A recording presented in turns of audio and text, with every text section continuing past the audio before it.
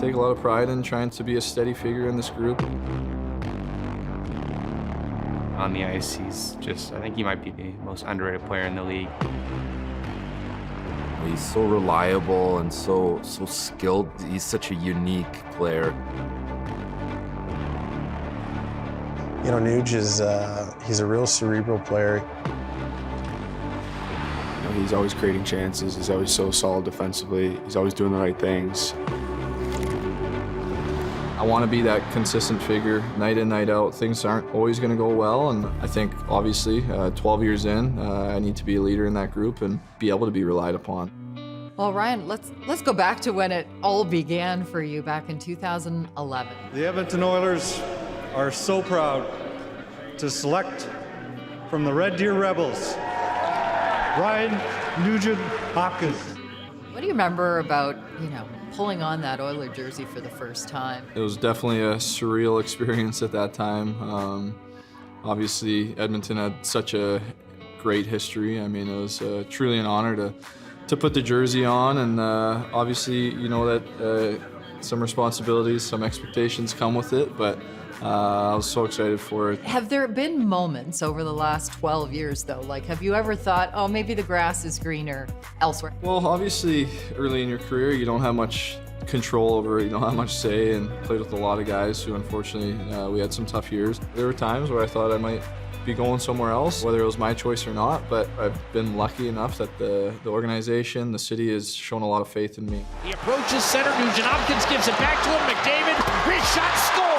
Zach Hyman, his 35th, and that will be the 100th point for Ryan Nugent-Hopkins this season.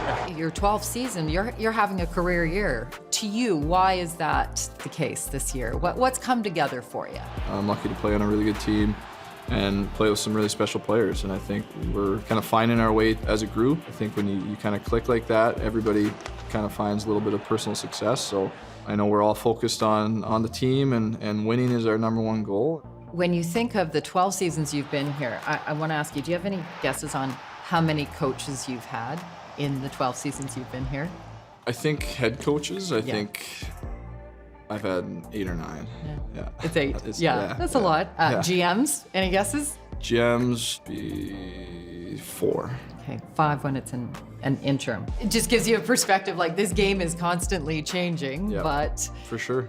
You sort of roll with the punches no matter what. Yep. Who's in charge? Yeah, definitely. I mean, you have to, and things don't go well for the team. A lot of the time it falls on coaches or GMs, and as a player you take it not personally, but you feel that burden a lot, and you want to be better for the next guy coming in, and definitely happy to be at this point now, but we have a long way to go for sure.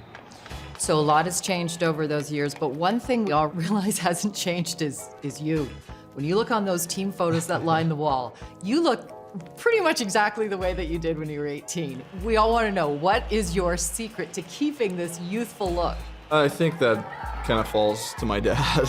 It's all in the genes. Yeah, I mean, he was just similar. I look at pictures when he was a young man to 20 years later, and he didn't change a whole lot either. So I think it's just kind of the genetics that my brother and I got probably from him. We always joke with him about that too, with his 3 hairs on his beard. It's pretty funny, yeah. It's a good joke running in the dressing room. He's the ageless wonder. He doesn't age at all. What's his secret, I wonder? I don't know, but takes good care of himself, obviously. You have an exciting year ahead, even off of the ice. You married your longtime sweetheart, Bree, and you're expecting your first child. Yeah, it's exciting. A little daunting at the same time, but we're very excited. We wanted to raise our eventual family in Edmonton. Obviously, you play on a team, you have a lot of guys who are going through similar life experiences as you, so you can rebound things off each other, and I can learn a lot from guys in there that have young kids. So I know it's going to be a change of lifestyle for sure, and we're definitely excited for what's to come.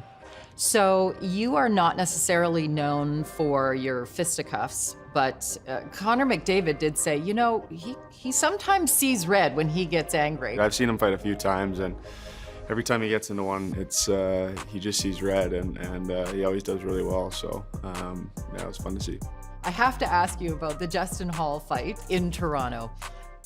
What was going through your mind at that moment? I made a play, kind of cycled it to the ammo, and I saw him pick the puck up and turn, and he didn't see him coming, and I just thought it was kind of, from my angle, it looked like head contact. Working against Matthews, and look out. Justin Hall flattens Yamamoto, and that'll draw a response.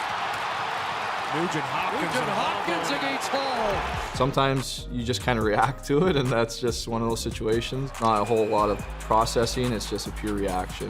I don't do it a whole lot, but sometimes you want to stick up for your teammates, and sometimes that's just the way hockey goes. I think I was calling him Rocky. Oh, you were calling I was him. calling him Rocky because although he didn't take as much abuse that Rocky took in the movies, that's for sure. I think that fight was, I don't know. I don't know if I want to call it lopsided, but he seemed to have a little extra anger in him or something. Nugent-Hopkins against Hall. Two unlikely combatants, and Nugent-Hopkins ends up on top. For you guys to have gone to the conference final last year was certainly a big step, but what are your expectations of yourselves this year? We want to get back to that feeling of getting down. I mean, all of a sudden you win a series, there's 8 teams, you win another, there's 4 teams left, and you start to realize that it's a possibility to get to the point where we want to get to, but it's a lot of work. I think we've gone through enough experiences in the past now, the majority of the guys in our group that have gone through some tough times and made it and got knocked out early, and it's a lot of work. Doesn't matter who you're going to play against, everybody's going to play their best. So I think what we can expect from ourselves, or what we should expect, is to play our best and leave everything out there every single night. Obviously we have our goal in mind to get as far as possible, but I think what we can expect from ourselves is to be the best that we can be.